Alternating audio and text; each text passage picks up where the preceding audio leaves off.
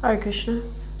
So I'm going to continue on from the last talk. We were discussing between 83 and 88. It's quite a big period to cover, but I will just go straight into where I left off from. So I guess, we were 85, 86 is where we'd come up to, and a lot of problems coming to a head here. And finally, it was really time for a cleanup. And devotees were very, very eager for a guru reform. Guru reform movement was kind of formed. And then this would really be a turning point where things would really change. And I think the real crunch happened in New Vrindavan. I believe it was 85.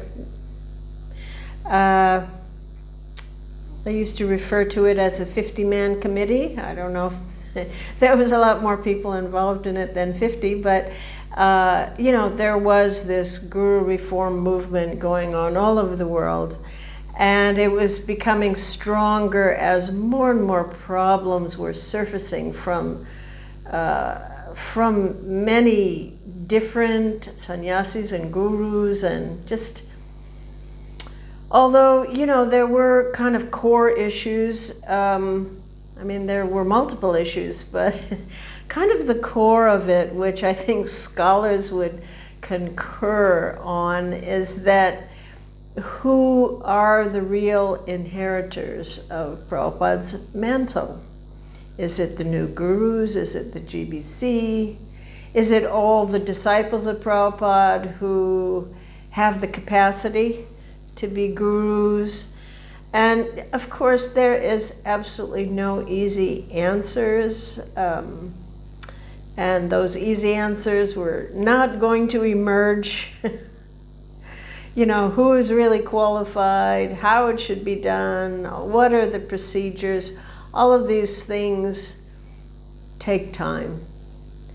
And over the course of many years, and it's still being understood, various aspects.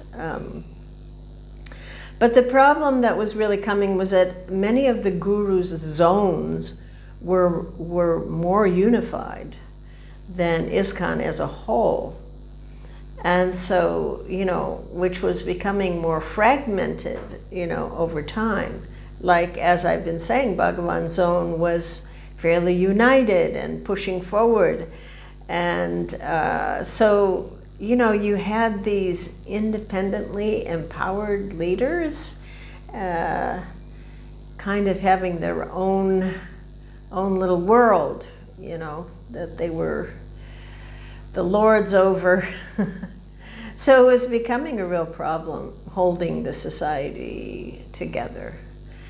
And of course, most of the disciples of new gurus, they found nothing strange in this new arrangement of gurus. And but the disciples of Prabhupada who were not gurus were increasingly alarmed by what they saw. That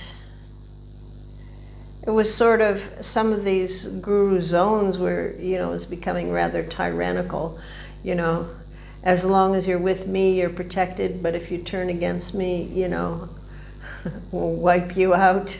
There was a lot that was really not going well, not going right. And so there was this legitimate opposition. Things are clearly not right, but what is right? Well, that's a whole nother story. So, what happened in New Vrindavan, there was a big gathering there, and it would really gain momentum, and eventually it would just sweep away the entire zonal acharya system. It would. And they were calling for big changes, which were required. It was clear that new gurus were going to be added That was definitely going to happen. Wasn't going to just remain these 11 people. And it came out of there that, that the gurus should be free to initiate in any zone, of course. And, most importantly, each guru had to be made to understand that his authority was tied to the GBC in a way, reestablishing Prabhupada through the GBC as the head of ISKCON. And I think those were like the major issues, and the next GBC meetings would affirm that the GBC affirm their authority, that they are not subservient to the gurus. So these were the issues going on. And, but, please note that it wasn't like the good guys against the bad guys. Those who wanted reform, among them, there were those who also had a lot of ambition and were eager to be gurus themselves. And there was certainly envy there. And Ravindra Swarup kind of headed up this group, and because he's a scholar and a gentleman, it was able to go forward without anything getting too nasty. But because there were others that were very harsh and very nasty and ambitious. And then there are gurus, anyway, it wasn't the good and the bad. It was a variety of all sorts of things. And Bhagavan and some of his men attended this meeting in New Vrindavan. And when he returned, I never saw him like that before. I saw that they were deflated, that they had been defeated, that they really, really felt that they were doing things the right way in his zone. And they were shocked by the amount of opposition, and they saw that things are not going to go his way, and he wasn't going to win. And so it was a big thing. Not much was said, but I could see, just looking at those who had gone, just seeing their faces and change in mood.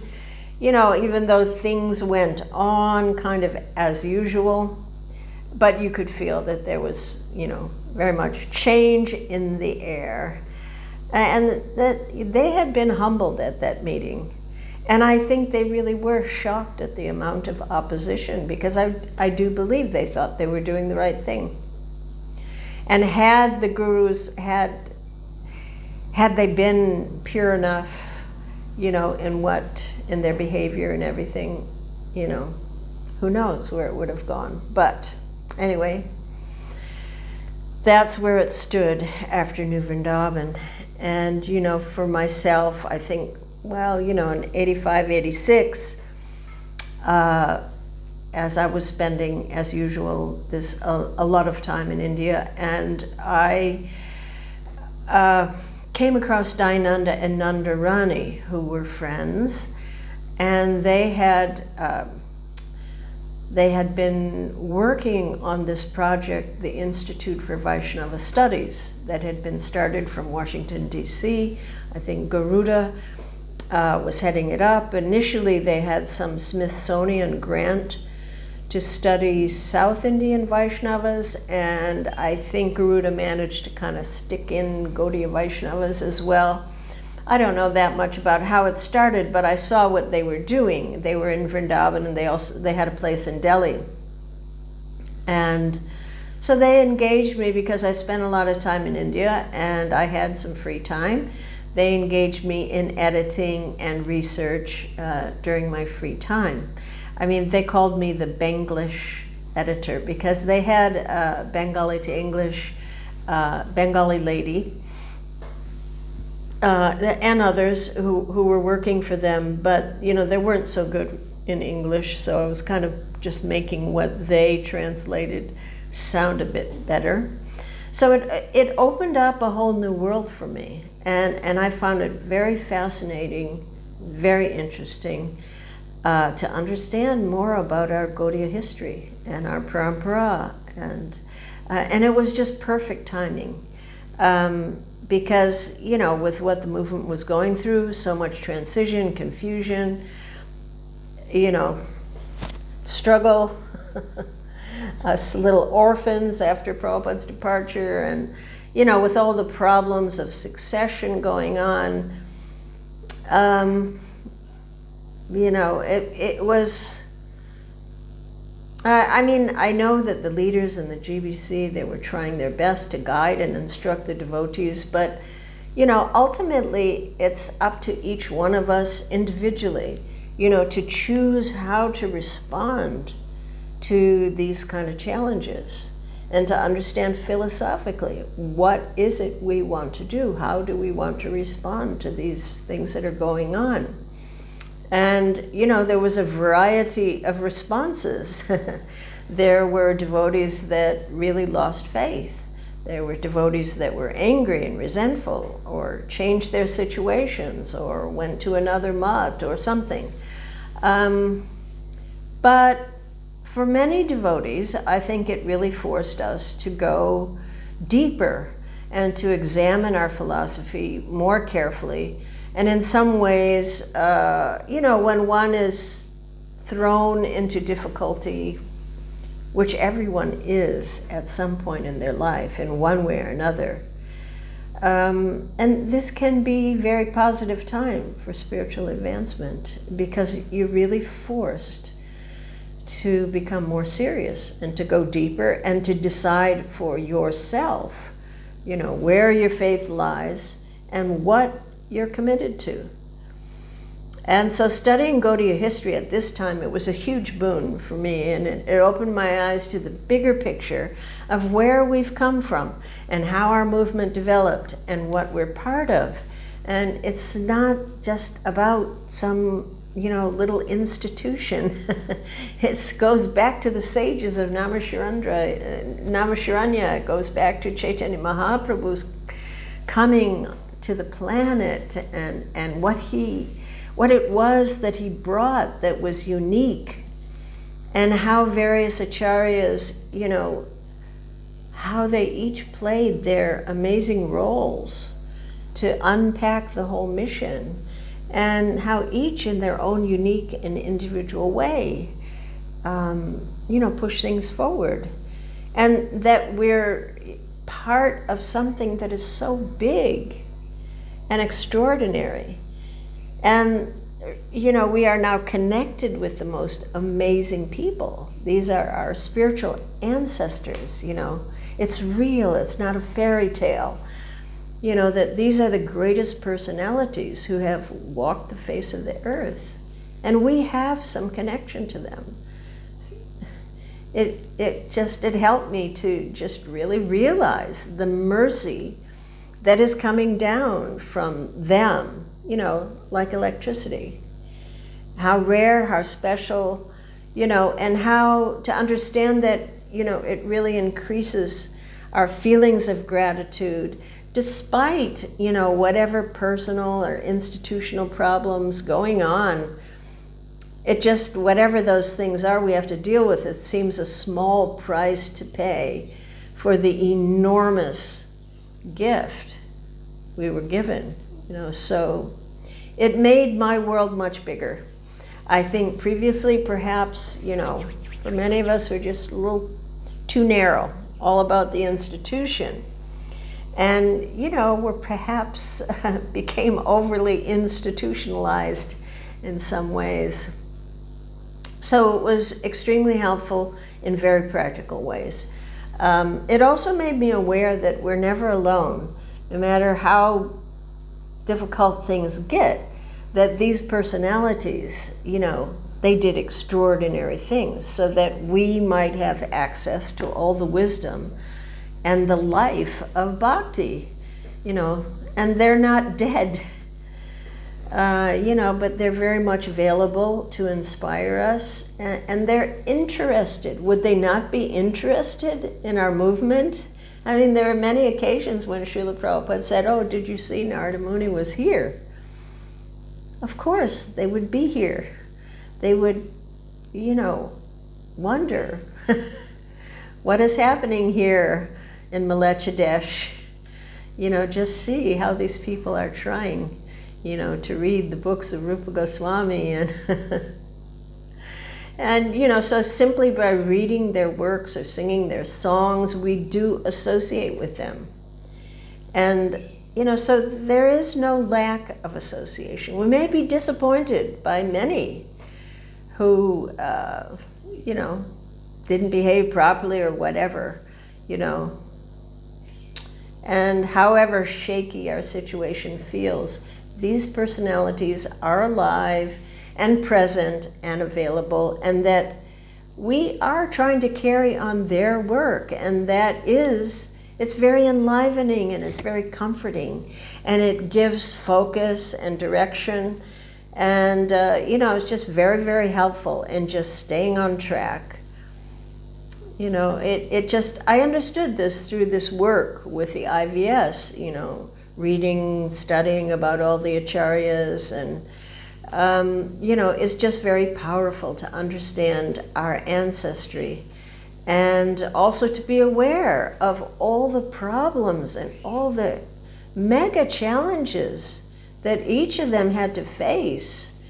So, it's to be expected, trouble will always be there. Anyway, it really is a wonderful service that, just has helped me a lot through all the years and continues to, So being in Vrindavan, I would spend time on this, and around this time, I think 85, 86, 87, actually 86 it was, that one wonderful devotee, Gauri Dasi, who is a very dedicated Sankirtan devotee, came to Vrindavan to leave her body. And she was one of the first Westerners to leave there, so it was interesting to sort of be part of it and to see what transformations she went through, what she had to go through. She was there for some time, and then she went into remission, and then went back to Sankirtan, and then she came back. It came raging back. And so it was, I hadn't kind of been with someone going through that before, and I just made friends with her then. I didn't know her when she was in LA, but I remember, she shared some things of her journey, and not long before she left, she said, "Well, I feel really ready, but I am afraid. I have like one fear, and I can't kind of get over it, that I'm really afraid of the pain itself at the time of death." And she had a kind of cancer that is known to be quite, I don't remember what it was, but it's known to be quite painful. And so she had this fear. And then one morning I came in and she just looked very effulgent and blissful. And I was like, "Yeah, what's going on?" She said, "I just had the most amazing dream." And she said, "Chaitanya Mahaprabhu appeared to me in a dream. And he said, 'Don't worry about anything.'" I don't remember the exact words, but basically he just said, "Don't worry." And so she did not. From that point, she was very relaxed and happy. And even though one day she asked me, she couldn't eat anymore, so she had these little ice cubes, different flavored little like popsicle ice cubes that she could suck on. And they were flavored, so she asked if she could have one, and I brought one, and she went, no, I want the orange one or the strawberry one or whatever. So okay. And then she started laughing and she said, just see the tongue. She said, I'm literally a dead body and still I want the strawberry one instead of the orange. She said, the tongue, it's so strong. It's so strong. So anyway, I was not there. I bring this up because I've mentioned before that one of the reasons I am doing these talks is I want the opportunity to glorify so many devotees that maybe many devotees don't know about, who are extraordinary. And her departure was extraordinary. I had left a little bit before that, so unfortunately I wasn't there, but I heard very clear description of how she knew what she wanted. She wanted the doors wide open. She wanted her deities next to her. And she wanted anybody to come, just, and she wanted loud kirtan. It's sort of like exactly what I wouldn't want. I would want it to be quiet and only a few people. So everybody has their, different moods. And good to write it down if you, if you want something particular. But she said these are the things that she wanted. So up until that's exactly how it went. Her room was packed. They had kids in there and everything. It was like a party or something. And she didn't have any pain. And she was just smiling and looking at her deities till the last moment. And she just softly departed. And just that moment when she left, there's kind of this moment when everyone is quiet and wonders, is she gone? And then, because the door's wide open, this little old Baba, sadhu guy that nobody knows where he came from, he just walked in and he went, she is gone? And, somebody like, yeah. And he was like, go look. And then he just turned around and went out. And so then they prepared her to go and down to the Jamuna. And they put her on the, like stretcher type thing. And they had put her down in front of Srila Prabhupada's house. And they were just preparing things before leaving. So her body was there was kirtan, devotees were all standing around her. And then at that moment, a cow comes in, just walks in from the gate, walks in, walks around her body, and walks out.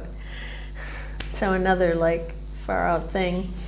And then they go down to the Jamuna, and there was that, which I have experienced on a few occasions, this kind of divya sanan, they say, divine shower, where, the sun's fully out, and you have this feeling that the rain is like flower petals coming down from above, so that was going on.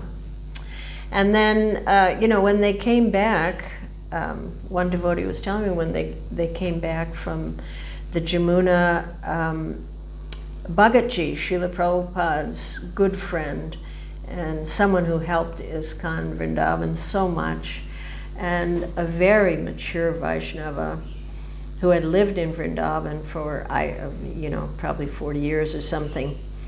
And he was crying. And he was just shaking his head. And he was going, oh, Prabhupada, oh, Prabhupada, oh, Prabhupada. And then when the devotee's like, why are you saying this? What's going on? And then he said, I have lived in Vrindavan for so many years. I have never seen such an auspicious departure. I have never seen. And he said, every sign, everything. He said, only Prabhupada, the power of Srila Prabhupada.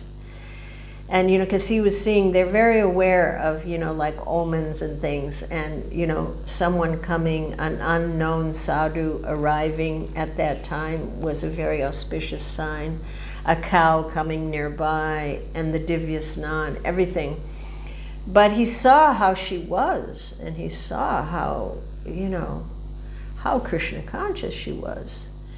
And so this is just a very practical, example of how, we may not understand what Prabhupada, the potency that he has to uplift us in a way that is not normal. It's not just the normal thing. It's something gifted to us by Srila Prabhupada. And Bhagaji could see that because he knows, he's seen many people depart. He understands about departing from Vrindavan.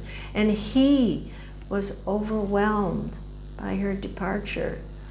So, interesting, all this drama going on and the movement over the gurus and the leaders and everything. Meanwhile, this young woman, Sankirtan girl from California, I think she is from, I'm not sure where she is from, but, just went straight back to Godhead. So the process is there and it's working despite whatever is going on in this institution. And it's so enlivening, Anyway, so that we know that both in living and in dying, Gauri, she exemplified the essence of Krishna consciousness. And, she wasn't perfect in the material sense. She had her challenges, but she was perfect because she held on to Srila Prabhupada's feet, and that is the lesson for us, that we just shouldn't, whatever we have to go through, we are near the finish line after millions of births, and we should not allow anyone or anything divert us from finishing up, from keep going. And Prabhupada said success is assured, whether in this life, maybe not all of us, but it is assured. Prabhupada made that promise. So these are the things to hold on to in the times of difficulty. It's very, very enlivening. And many other stories. I would love to tell all of them. Amazing stories. The proof of Krishna consciousness. And it's enlivening. Anyway, I was sent then, I think, at some point, maybe early '86, not sure, but Mai Tahili is a very special devotee that was, at the time, she had been Bhagavan's secretary for quite a long time. And she had health issues. And so Bhagavan had sent her to Bangalore to a nature cure clinic. And she'd been there for over a month. So Bhagavan asked me, why don't you go there and see how she's doing, spend some time with her. So, I went there and I thought, well, I might as well stay here for a couple of weeks at least and do this fasting thing. That's what they do in the nature cure places. They just give you a few juices and that's it. And it's you're just supposed to, your body should go back into a healthy condition. Anyway, Maiti, she was the secretary of Bhagavan, and she was the first one to use a personal computer. I remember her showing it, and we're like, wow, look at that. And it was like, looked like kind of like a sewing machine. It was about like this, and it had this big floppy disk that you put in the side. No such thing as a hard drive. So anyway, she had been fasting for over a month, and she hadn't lost much weight, and she was not very happy. But anyway, I stayed some time while I was there. And interestingly, I was transcribing while I was there. I was doing those hypnosis tapes. So they were never supposed to record the actual when they put you into hypnosis. But by mistake, somebody had recorded. So I used to listen to them once before transcribing. So I was listening, and then somehow or another, I got hypnotized. by listening to it. Maybe I was just so completely relaxed and alone and everything, it finally worked. And so then when I went back and told Bhagavan that, then I tried it again, tried to do the past life regression thing, and it was a very interesting experience. I did not know or see exactly who I was or anything like that, but I had the experience of being in a different body and being me, but being in a completely different body with a totally different feeling. And it was very interesting, like a practical real life experience of how we're not this body. You know, but anyway, I was doing that while I was in Bangalore at this clinic, and unfortunately, somehow I got some severe pain after 2 weeks in my back, and they couldn't figure out why, but I had to leave, and I was going back to Europe in a few days. So I had quite difficulty there. But when I was leaving, Mai Tahili warned me. In retrospect, I understand. She said, because the intention was that I would go to do secretarial work for her, for Bhagavan, for a while until she came back. So I was going to go back to England and be secretary and do her work for a little while. And she told me that before she left, another devotee was also traveling with them. Her name was Ramatulsi.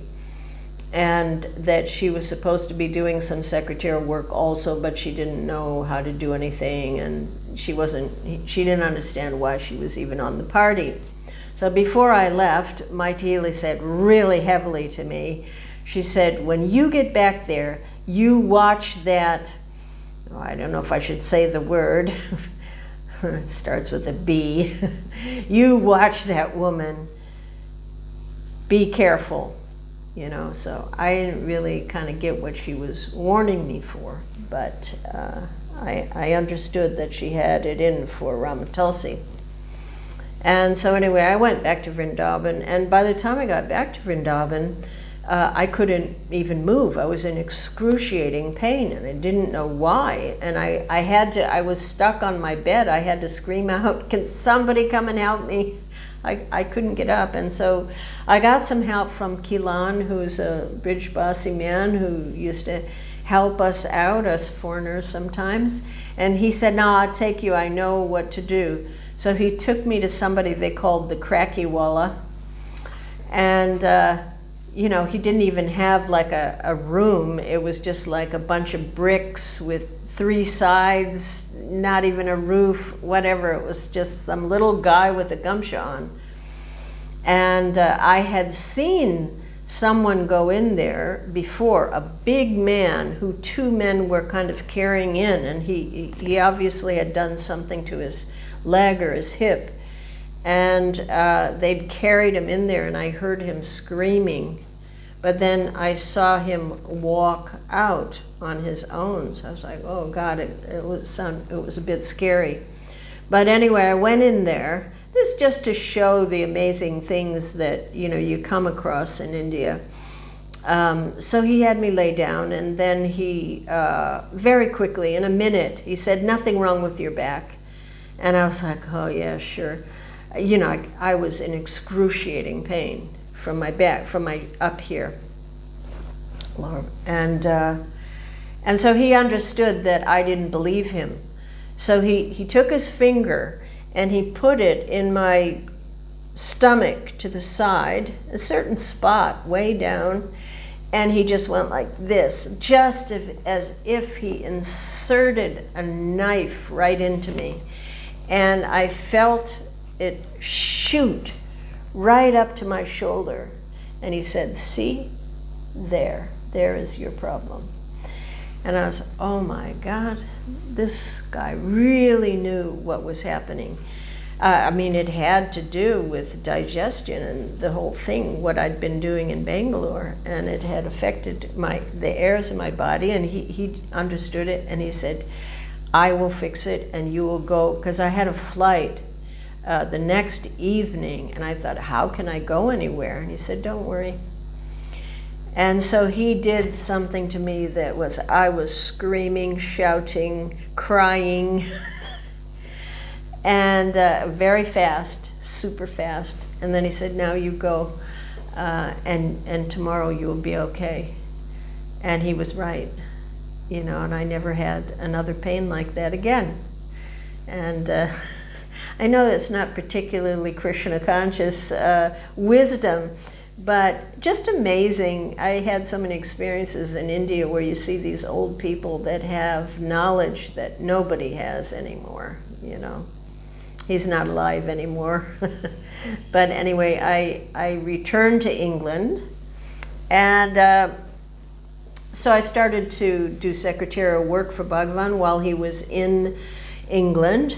And I was in a little office quite a distance from his office. So I knew that Rama Tulsi was there, and she had another office where she was working, but I didn't have so much interaction with her. There was so much work to catch up with. And but I did notice that she was getting a lot of special attention, and I felt that some things were strange. And so I spoke with Indradyumna Maharaj, who was traveling also with Bhagavan at the time, because he had lost his voice for some time. And so he was traveling with Bhagavan and also doing some writing. And he indicated that he knew there was some problem. And eventually he left, and I didn't know at the time, but he had gone to France, and he was taking a deity of Lord Nrsingadev to install. There must have been a special day coming up, and it was his way of how he had seen that there was a problem with Bhagavan and this woman, Rama Tulsi. And he was keeping that to himself, but his way of solving the problem was that he said, we're going to install Lord Nrsingadev, and then Nrsingadev is going to travel with Bhagavan, and he's going to do this worship. So off he went, and in the meantime, we left and went to Radhadesh. Now in Radhadesh, I was right next to Bhagavan's office, and Rama Tulsi had an office across from me. So long story short, it became very visible to me that they were talking together late at night, that, you know, just something was going on that was very bad. And I saw that one night I was peering out, and I saw him go into her office late at night, and he locked the door. And that was shocking to me, because I'd been around him for many years, and I'd never seen him lock a door. So I got worried, and what to do. I couldn't just act like I don't see this, or, you know, it's very, very, very serious. So I thought about talking to somebody, but I said, if I don't have evidence, you know, because everyone's service and future is kind of linked with the leader. And, you know, it would be so easy to just say, I'm envious, or, you know, something, and get rid of me, you know. So I just knew this is so sensitive. I have to be very careful. I have to really be sure, you know. So anyway, again, long story short, I found a letter, and it was incriminating, and it was clear that there was something going on between them that was bad, inappropriate. And so at that point I called Indradyumna Maharaj, and he said, well, that's really serious, so we should tell Vishwambar, I think was Maharaj at that time, we should tell him. So I was on my way to Paris anyway for a DD ministry meeting, and so I said, okay, I'll bring the letter there. So I took it there, showed it to Vishwambar, who was so terribly saddened and disturbed and trying to figure what to do.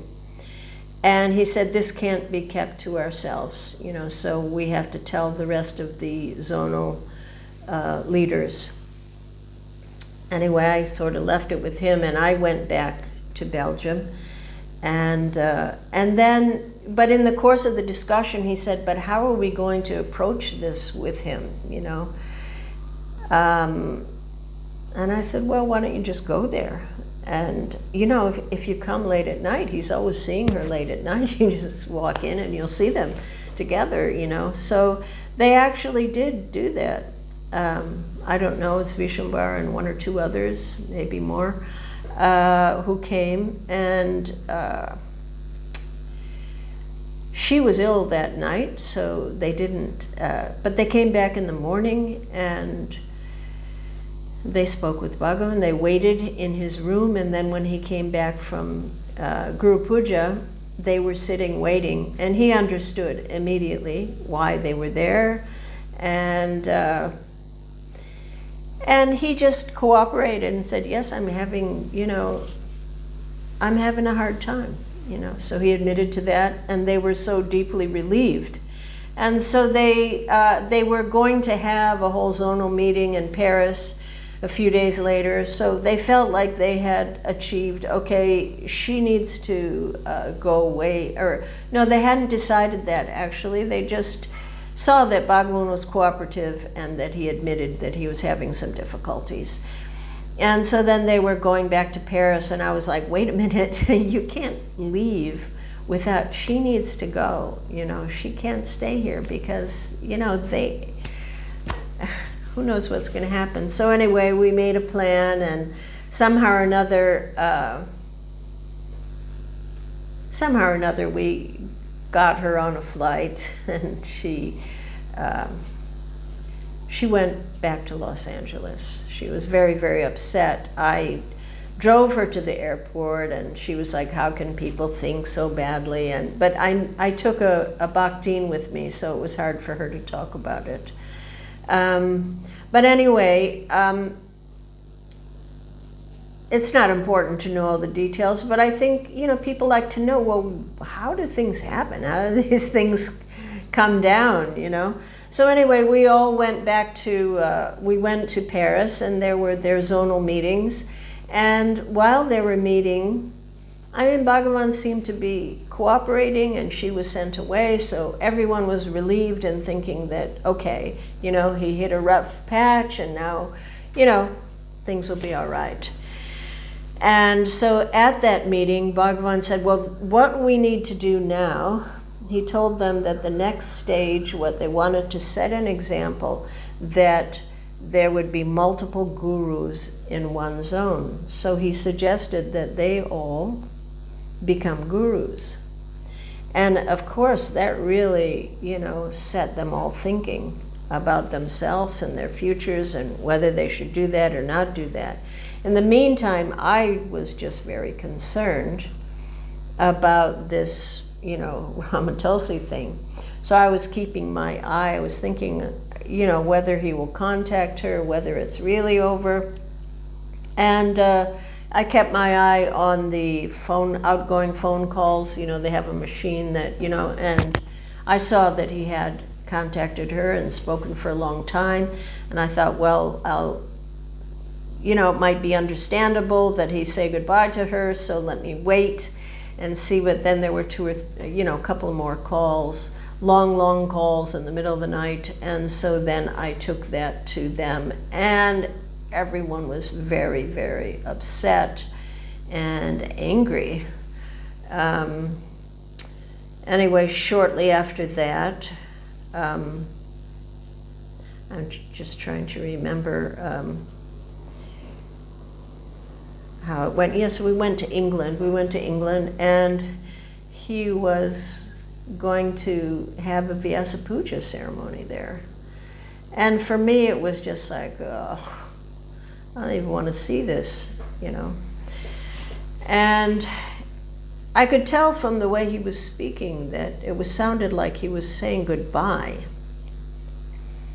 And other people were kind of feeling that way also. Well, something about the way he's speaking, And then when he left, somehow he left by himself to go to Australia. Usually he travels with someone. And then Arjuna Maharaj and I, after he'd left, we wound up in his room and we're going, why is he going by himself now? How did this happen?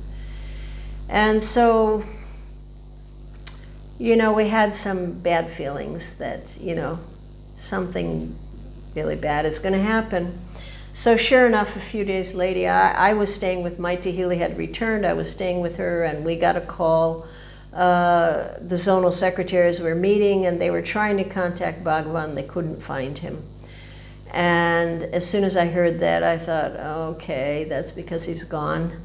And Maite Healy, well, she really didn't want to believe that, so we called everywhere. And then finally I said, I'll bet you if you call in Denver. There was a place in the letter I had found. There was a talk in the letter of meeting somewhere in Denver at her family's cabin or something. And so somehow or another we got a hold of there, and, you know, we could tell that he was there. So a few days later, I had already had a booked trip to the USA. I was going to meet my friend Kunti, and we had some travel passes where we were going to visit a number of places in the States. And so when I arrived in Key West, I think I was with her, and then we heard that this letter, Maite Healy called, and she read us the letter that Bhagavan left for his people as he departed from his service as Guru and GBC. So I was not there in the zone when it hit the fan, but it was just terrible, just terrible. But why am I talking about this? Is just Prajalpa, and but I just think, bad things happen and they continue to happen, and they will happen in the future. And oftentimes you don't hear about what really happened or why or whatever. And when things happen in the future, I think we learn things from this. How do we process such things? How do we deal with tremendous disappointment and loss and deviation? How do we deal with crisis and with devotees in crisis and with crisis in, keeping the mission going, and with watching someone become covered over, becoming blinded? How do you understand how someone can do so much service and do so good at so many things, and also, at the same time have a part of their character that's just way off? There's just so much to process. And these were our first experiences at doing this. And, I'm sure that in the future there will be plenty more experiences where the future devotees are going to go through the kind of things where they need to process very difficult things, and how do we do it in a way that is productive, and it is not done overnight. There's, dealing with anger, and how do you deal with this emotional state, philosophical understanding, really understanding things clearly from a philosophical point of view. It is not easy, and it's different for everyone in how they process these things. But, it's like dealing with death or like dealing with a divorce. But it's much worse because when you're disappointed with spiritual, on the spiritual path, with the spiritual master, the connection with your spiritual master, it may take years to process that. But however, it is one of the most difficult thing. And I don't, I wouldn't claim to understand it, what those devotees have been through. But I do know that there are ways to process it that can help you move forward, and there are ways that are going to really make your life difficult, So, the aftermath of all of these things, Bhagavan, at least from where I was sitting, I'm talking about his zone. Many other things were going on everywhere with different personalities, so I can only share my own experiences, and how I felt. And I was tremendously sad, sad for everyone, for, on all levels. But at the same time, it didn't shake my faith in any way or change anything so much for me.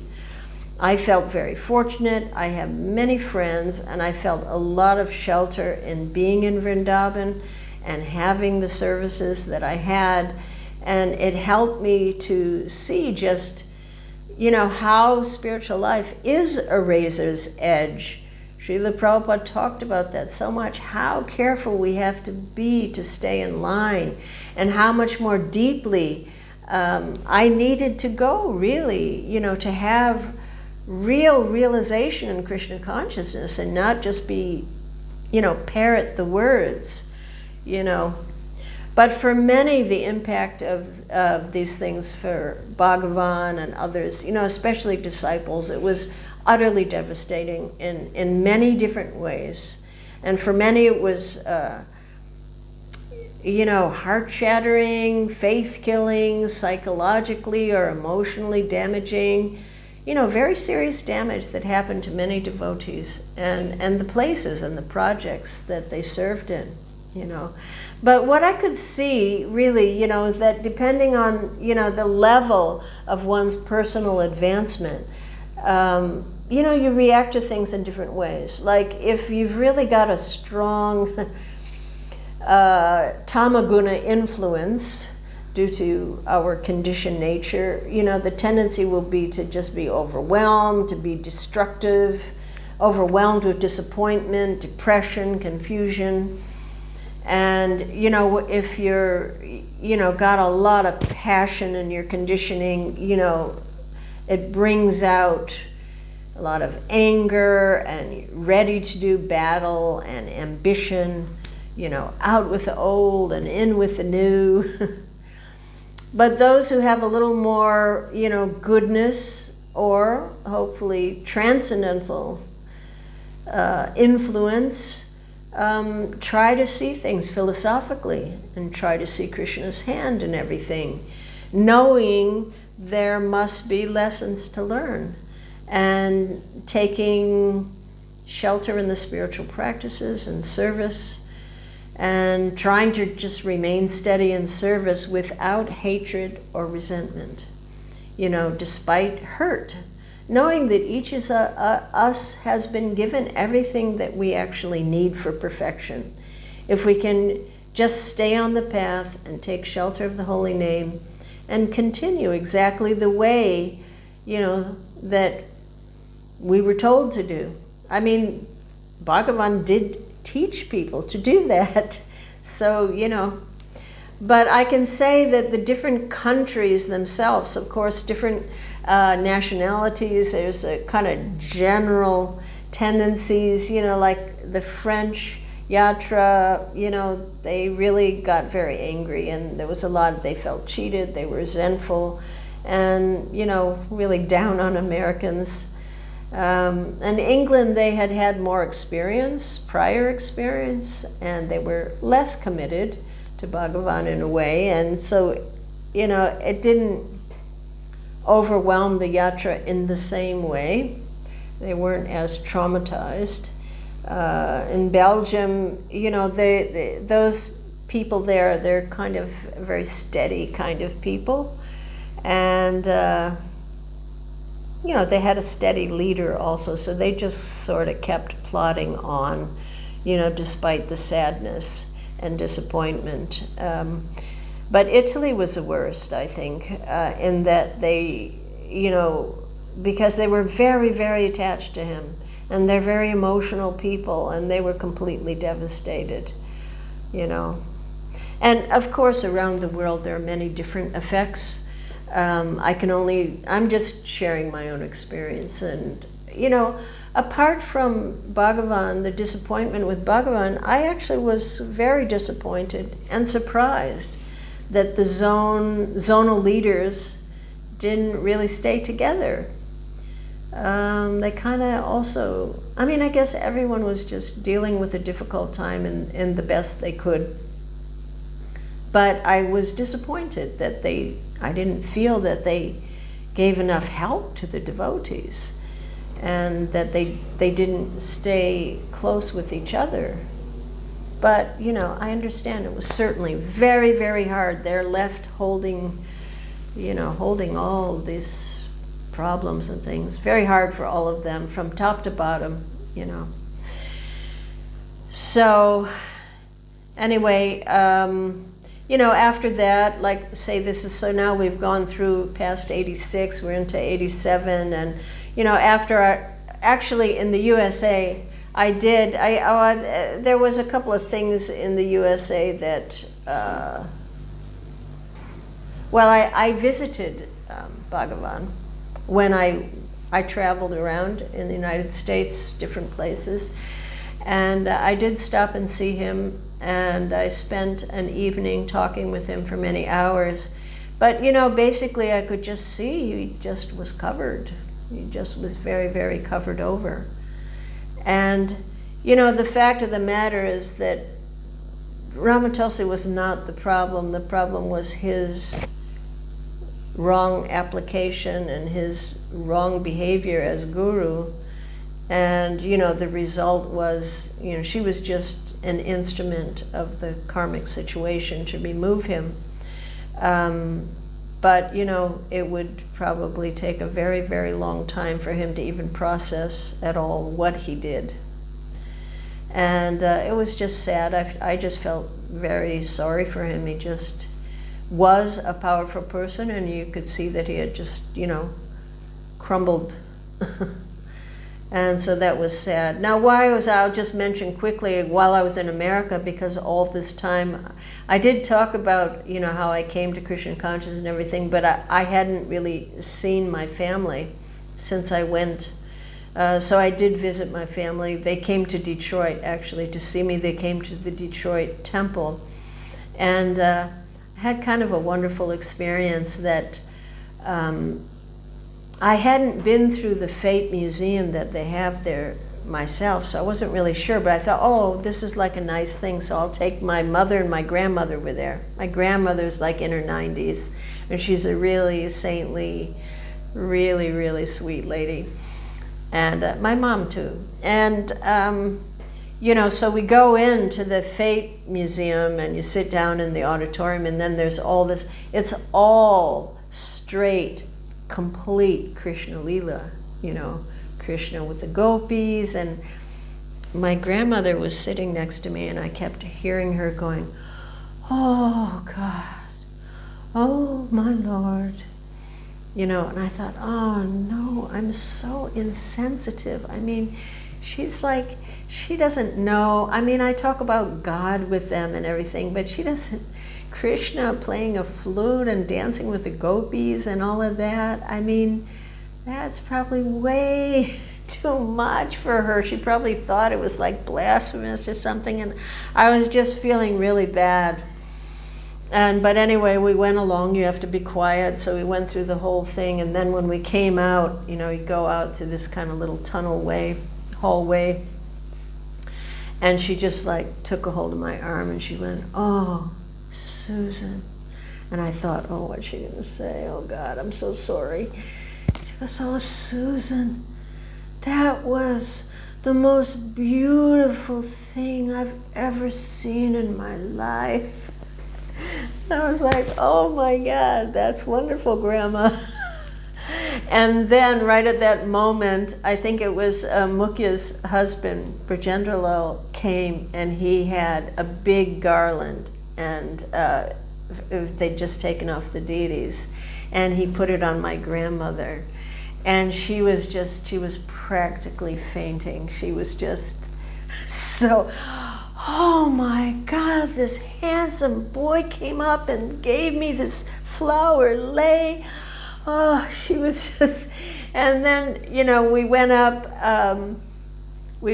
to have a meal in the restaurant, very beautiful, and Mukya came out, and she's a fabulous cook, and you know, they're just overwhelmed by this whole, you know, this amazing place and this far out restaurant and these beautiful people, Mukya and her husband, and how they know me and how I know everybody, and you know, they were just having a great time. And then while we were eating, somebody else came in and they had a flower garland and they gave it to my mother. And my mother was like, she said, oh, I feel so terrible. Oh, but I'm so happy. And she said, I was so jealous that my mom got that flower garland and I didn't get one. And so, you know, it was just amazing. And it was lovely.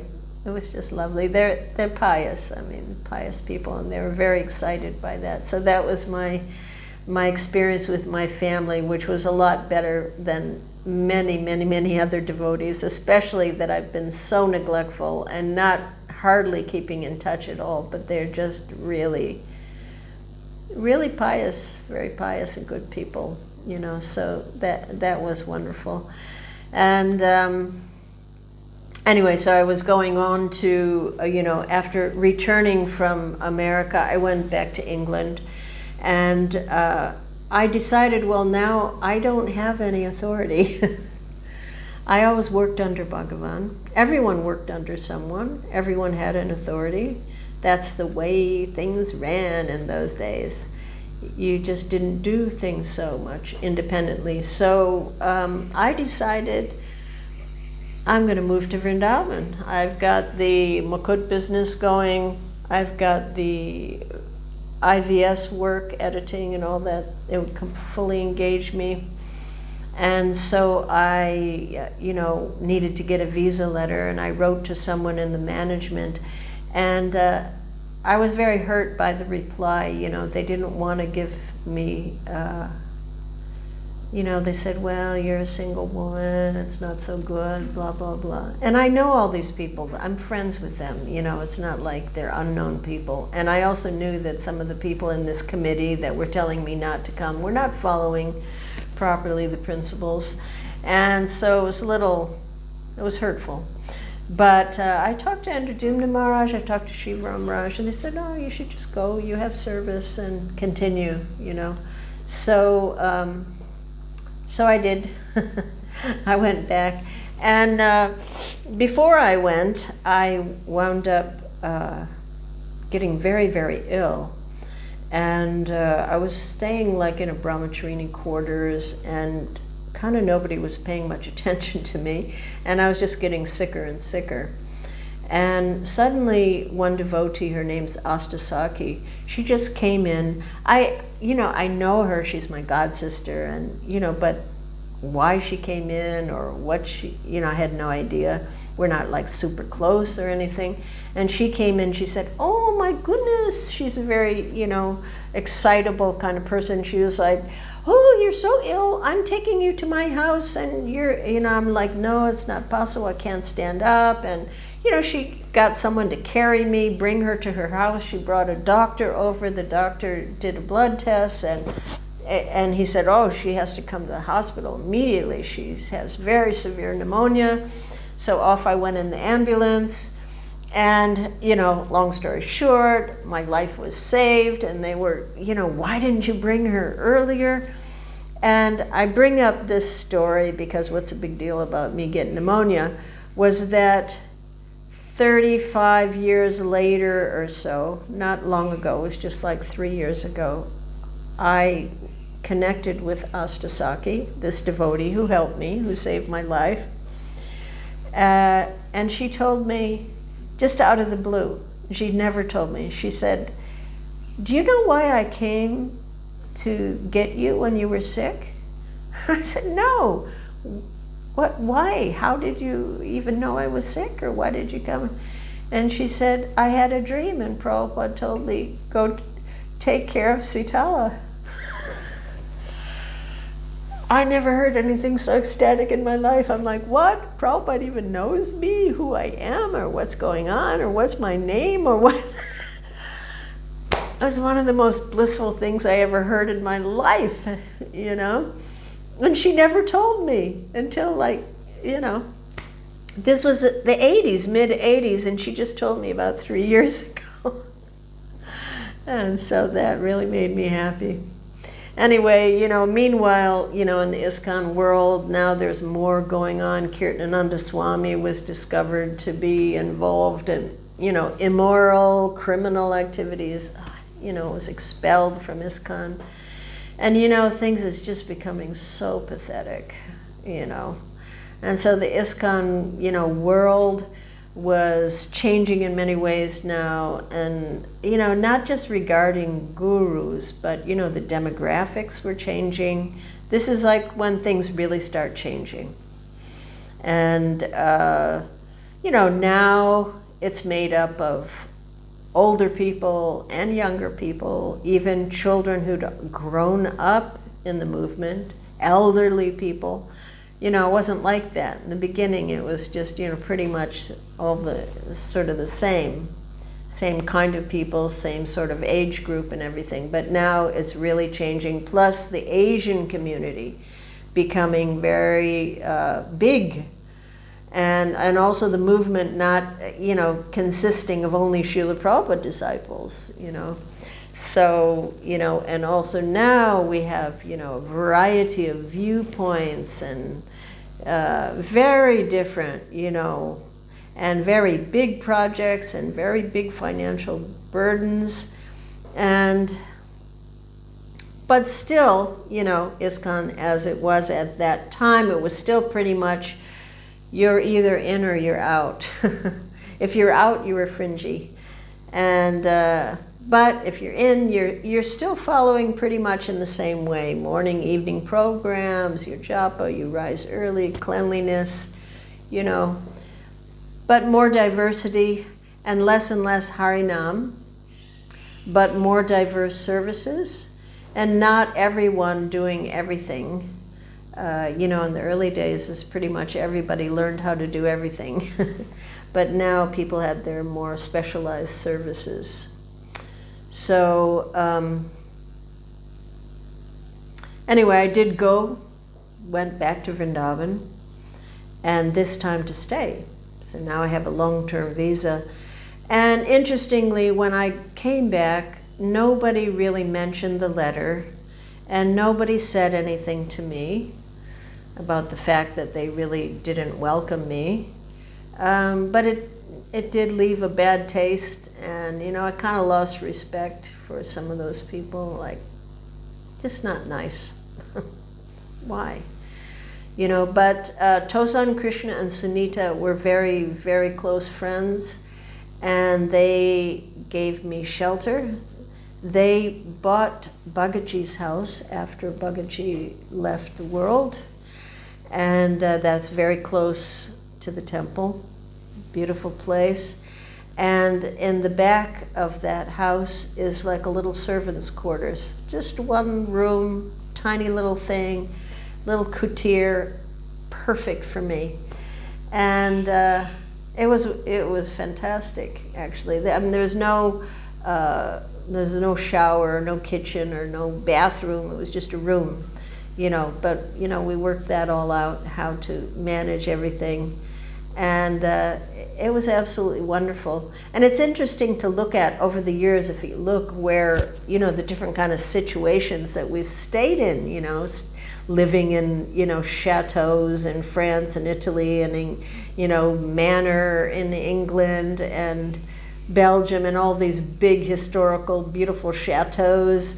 And, you know, yet at other times I stayed in places, something that like a closet, or I remember at one time slept in the hallway, and another time, you know, just packed up, with devotees lined, sleeping bags touching each other, filling up an entire room.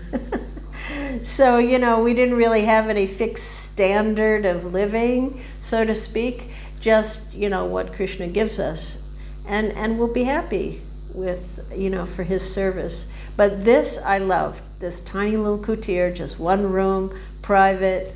It was great. I had just nothing, like, 3 saris or something, and, live simple. I loved it.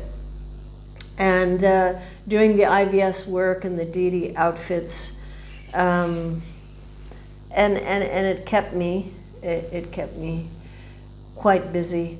Although, with the Mukut business, because I didn't know what's going to happen. Is the zone going to still work together to, like before, I was like the zonal buyer, so to speak, and they all pitched in to pay for my tickets and stuff like that. But now I couldn't guarantee anything, and all of these men, they're dependent on us to have a life, have their livelihood. So I had to change that. Ashok, now you manage this shop as your own shop, and you can take whatever orders come to you, because I can't guarantee you anything. And but if I do bring work, then you have to do mine as a priority, So anyway, despite, ISKCON turmoils, being in Vrindavan was wonderful. We need the society, we need the devotees, but ultimately we have to find our satisfaction within, and we have to fly our own plane. Now I'm not sure if I think I could talk a bit longer, because there's one thing that I really wanted to talk about, which is the next thing I did that was really transformational, and it was a real important experience in my life, and that was to go on the Braj Mandal Parikrama. Now, this was the first Braj Mandal, so I'm pretty sure it was the first, could have been the second, but I'm pretty sure it's the first. And I heard about it the day after they had already started. So I was like, wow, that sounds like really, I want to do that. So I was so enthusiastic, and I rushed out to meet them somewhere, and I was totally unprepared in every way. And on the first day, I became addicted to the experience. It was just walking out there in the Dham. And although I immediately understood, although I had spent a lot of time in Vrindavan through the years so far, but I had this distinct feeling that this was really the first time I was truly getting a glimpse into the holy Dham. And well, the thing is, unfortunately, by the end of the day, the first day, my physical condition didn't match my inner enthusiasm. I had huge water blisters on the soles of my feet, and I had a mild case of sunstroke. And Lokanath Maharaj looked at my feet, and he was like, "You have to go home, Mataji." So I went back, and they didn't expect it, but I went back, and I was determined I'm going back again. So I just stocked up. I got a water bottle, I got 100 Band-Aids and some electrolytes and painkillers and socks and all these things. And the next day I was on the road again. And I was in constant pain due to the blisters that could never heal. They never got a break, But I felt extremely happy to be participating in this most unique experience, because this first time, there was no backup party, or, you had to find your own water, you had to find the pond to bathe in, and, it was very pilgrim, basic, and sometimes I'd be walking, I would just be crying because my feet were a mess, and so I was walking in different ways. I tried wearing socks, I tried shoes, I tried, walking, so it made my back go out, and, and I was in pain, but it was just so wonderful being there, And I remember Nanda Dasi saying, why don't, gosh, you're crying, why don't you just go home? And I would like, no, because I love it, So, it was an experience of agony and ecstasy that I will never forget, but I felt sometimes like Krishna would just kind of remove a little bit the covering, just a tiny bit, so that you could feel the magic of being in Vrindavan. And the thing is, you became so bonded with the devotees that you were with. At first I was like, oh my God, who is this? Who is that? Like a kind of a strange, scraggly bunch. And, but by the end of it, it's like you just love them all, and you have made a bond for life, Parikrama buddies, and I truly wish every devotee could have the experience of walking through Braj for 1 month, because there's just nothing like it. It's so different from just going out for the day. You're just getting started. But if you stay out, it's like you go deeper and further and deeper and further into the Dham, and it's just like strips all these layers of ego away from you, one by one. To do it, you do have to be determined. It was a very, very austere situation in those beginning times. I mean, now they have all kinds of, bottled waters and doctors that go and all sorts of things. But, for us, it was like, you were just getting rid of everything. Like, you just didn't want to carry anything, only the bare necessities. You didn't want to talk, to use your energy, no prajalpa, just save your energy, japa. And, it was like you're losing one's false identity day after day, just shedding all the unwanted layers, like you come there. I remember watching different devotees afterwards, having the experience myself and watching devotees go through this and seeing them kind of, first coming, well, I'm the senior devotee from, this place or that place. And slowly it's just like, no, you're nothing. We're just pilgrims. And you just lose all that sense. And also, just putting yourself in a position where you have no control over where you're going to sleep or what you're going to eat. And even just the realization of how much time we spend in a day, at least for me, I understood, just thinking about, what you're going to eat or when you're going to sleep or what, It's just amazing when you just let go of everything. And then you're completely free to just think of Krishna. But do you want to think of Krishna all day long? Do you want to be that free? It's such a learning experience, Now, one day, we had amazing, the day was longer than usual, and we were supposed to stop at a certain place, but they thought it would be more convenient if they kept going. And, so they took a vote, who wants it, but we didn't really want to, but the Swamis wanted to keep going, so we did. But, and we just kept going and going and going, like, what the heck? And hours after where we were supposed to have arrived somewhere by 2 or 3, and it's, 4, 5, 6, and eventually the sun starts to set. And we're absolutely in the middle of nowhere. And we were just utterly exhausted and hungry. And then Lokanath Maharaj announces, well, devotees, we have to run across this field, because if the sun goes down and we haven't reached our destination, then we would really be lost in the dark. And I was just incredulous. How is this possible? I was like dead. My feet, my back, every inch of me was like screaming. And now we're supposed to run. And sure enough, all the devotees began sprinting across the field.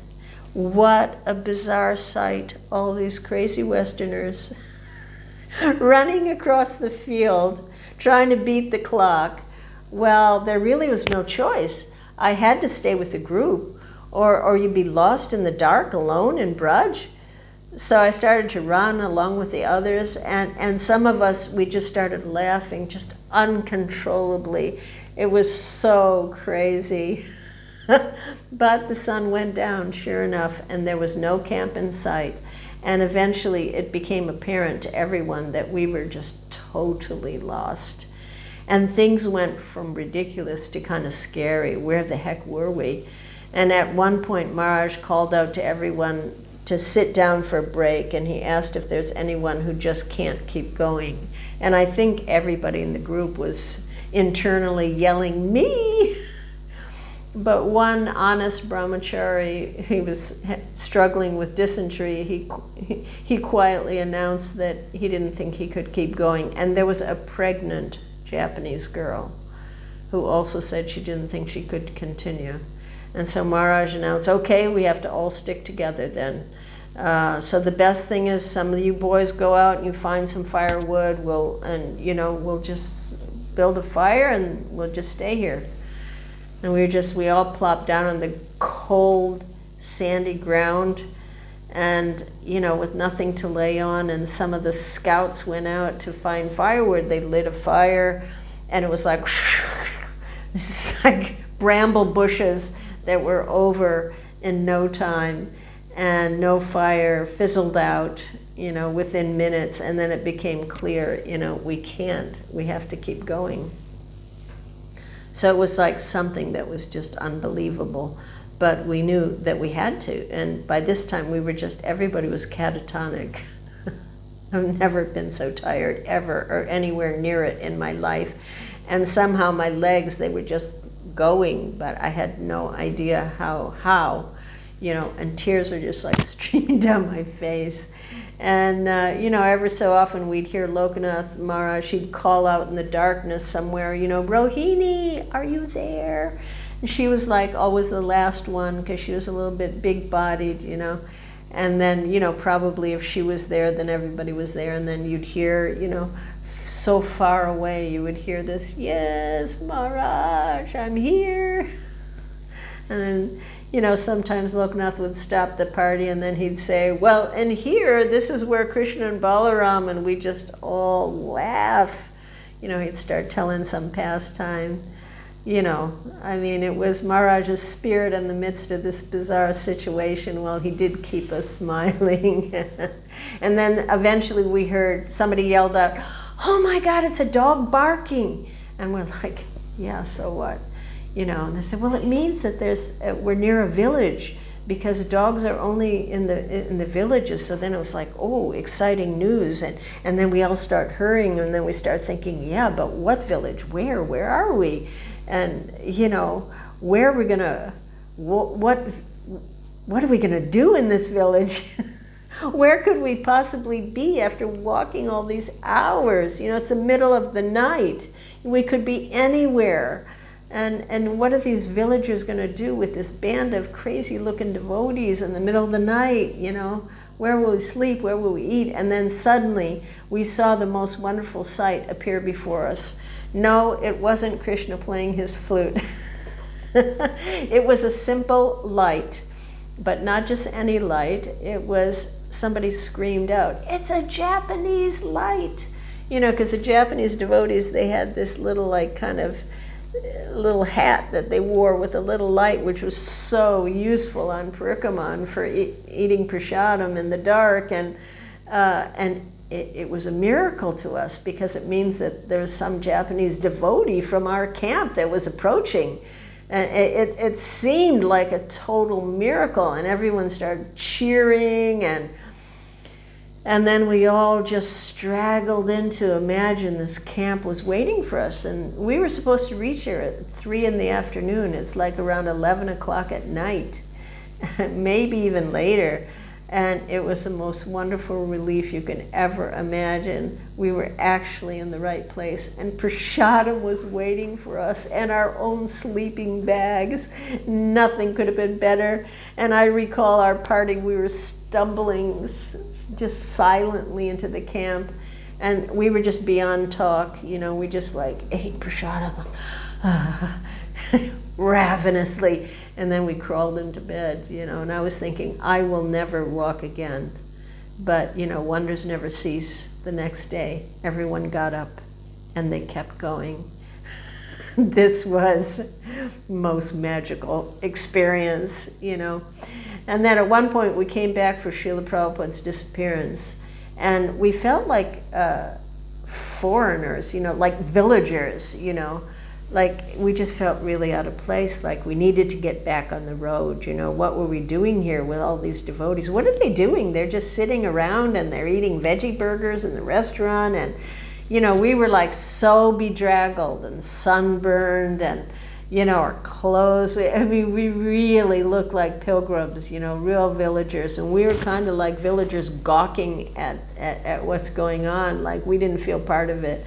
And we were just so eager to get back. And then when the Parikram was over, it was like, oh my God, it felt like we were coming back from a previous yuga or something, that we were where are we gonna go now? What are we gonna do? How do we go back to life?